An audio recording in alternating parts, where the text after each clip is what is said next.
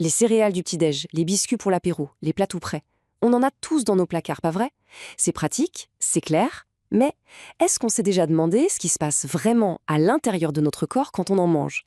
Allez, on va décortiquer ça ensemble.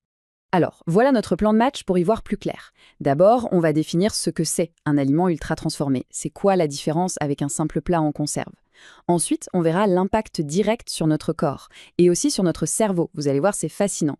On parlera aussi d'un truc un peu moins réjouissant, le cocktail de polluants qu'ils peuvent cacher. Et pour finir, on regardera les risques bien concrets pour la santé, chiffres à l'appui. Allez, c'est parti, on entre dans le vif du sujet. Et la première chose à bien capter, c'est que quand on dit aliments transformés, ça ne veut pas tout dire. Ils ne sont pas tous à mettre dans le même panier, loin de là. D'ailleurs, pour faire le tri, les scientifiques ont mis en place un cadre bien précis. Et là, on touche au cœur du problème.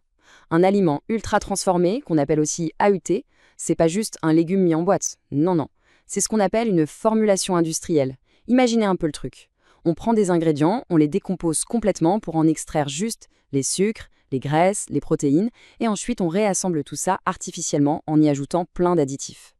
La structure de base de l'aliment, la pomme ou le blé d'origine, eh bien elle a été complètement pulvérisée, disparue. Justement, pour nous aider à y voir clair, les chercheurs ont mis au point une classification, ça s'appelle le système NOVA. C'est super simple en fait. Groupe 1, les aliments bruts, genre fruits, légumes, viande, la base. Groupe 2, ceux qu'on utilise pour cuisiner, l'huile, le beurre, le sel. Quand on mélange les deux, on obtient le groupe 3, les aliments transformés simples, comme un bon pain artisanal ou du fromage. Et puis, tout au bout, il y a le groupe 4. Et là, c'est le monde des sodas, des snacks en sachet, des plats préparés. Bref, ce sont eux, nos fameux UAT. Bon, maintenant qu'on sait de quoi on parle, la question qui tue, qu'est-ce que ça fait concrètement à notre corps quand on en mange? Alors regardez bien, la différence est énorme. Prenons une pomme. Quand on la mange, sa structure naturelle, ce qu'on appelle la matrice, fait que notre corps prend son temps pour la digérer. Du coup, les sucres sont libérés tout doucement, progressivement. Maintenant, avec un EIT, cette matrice a été détruite. C'est comme si on avait enlevé tous les feux rouges sur une autoroute. Résultat, les sucres débarquent en masse et d'un seul coup dans le sang. Ça provoque des pics d'insuline énormes et si ça se répète, ce n'est vraiment pas bon pour le corps. Et ce n'est pas tout. Le deuxième gros impact, il se passe un peu plus bas, dans notre intestin. Nos OUT sont une véritable déclaration de guerre à notre microbiote. Vous savez, cet univers de bonnes bactéries qui est absolument essentiel pour être en bonne santé. Ce déséquilibre, ça a un nom scientifique, la dysbiose.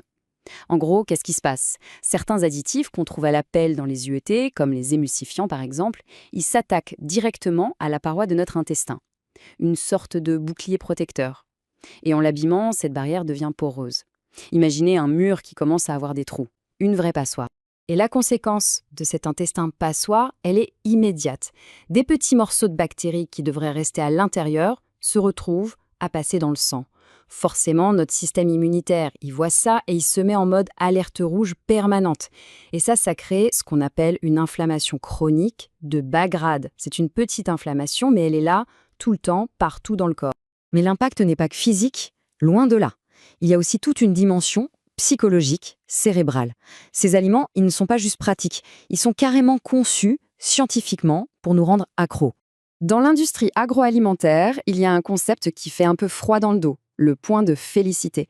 C'est quoi? C'est tout simplement la combinaison parfaite de gras, de sucre et de sel, calculée au milligramme près pour déclencher un maximum de plaisir dans notre cerveau. Le but? Qu'on ait envie d'en reprendre, encore et toujours. Et le résultat, c'est un piratage en règle de notre biologie.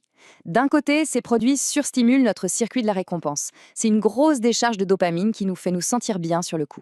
Mais en même temps, de l'autre côté, ils brouillent complètement les signaux de satiété que notre estomac est censé envoyer. En clair, on a un plaisir immense, mais le sentiment d'être rassasié, lui, n'arrive jamais vraiment. C'est le piège parfait pour nous faire manger plus. Et comme si le tableau n'était pas assez noir, il y a un dernier problème, un peu caché celui-là. Les OUT peuvent aussi jouer le rôle de cheval de Troie en transportant avec eux tout un tas de polluants venus de l'environnement. Oui, parce que tout finit par converger dans l'aliment. On a d'abord les plastiques des emballages qui peuvent relâcher des phtalates ou des bisphénols, surtout quand on les chauffe. Ensuite, il y a les emballages en carton traités pour résister à la graisse, comme les boîtes à pizza, qui peuvent contenir des PFS, les fameux polluants éternels. Et n'oublions pas les matières premières elles-mêmes. Venant souvent de l'agriculture intensive, elles peuvent être chargées de résidus de pesticides. Ok, on a vu les mécanismes, maintenant passons aux faits, aux données cliniques. Concrètement, qu'est-ce que la science nous dit sur les risques pour notre santé à long terme? Ce chiffre, il est à la fois simple et hyper parlant. Il vient d'une très grande étude menée en France, l'étude Nutrinet Santé.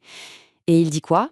Que si on augmente la part d'aliments ultra transformés dans son régime de seulement 10%, eh bien l'impact sur la santé est déjà mesurable. Et pas qu'un peu. Et à quoi est associé ce risque? Accrochez-vous. Un risque plus élevé de plusieurs cancers, notamment le cancer du sein. Un risque accru de maladies cardiovasculaires, d'obésité, d'hypertension. Et plus récemment, des études ont aussi fait le lien avec des troubles de la santé mentale comme la dépression ou l'anxiété. Ce n'est pas une seule étude isolée, c'est un consensus qui se dégage. On le voit bien, l'histoire des EET, ça va beaucoup plus loin que de compter des calories. Ça touche à nos hormones, à notre intestin, à notre cerveau, bref, à notre santé globale. Et tout ça, ça nous amène forcément à une dernière question. Maintenant qu'on sait que notre corps n'est absolument pas fait pour digérer ces formulations industrielles, comment est-ce qu'on pourrait repenser la place de l'alimentation pour notre bien-être sur le long terme?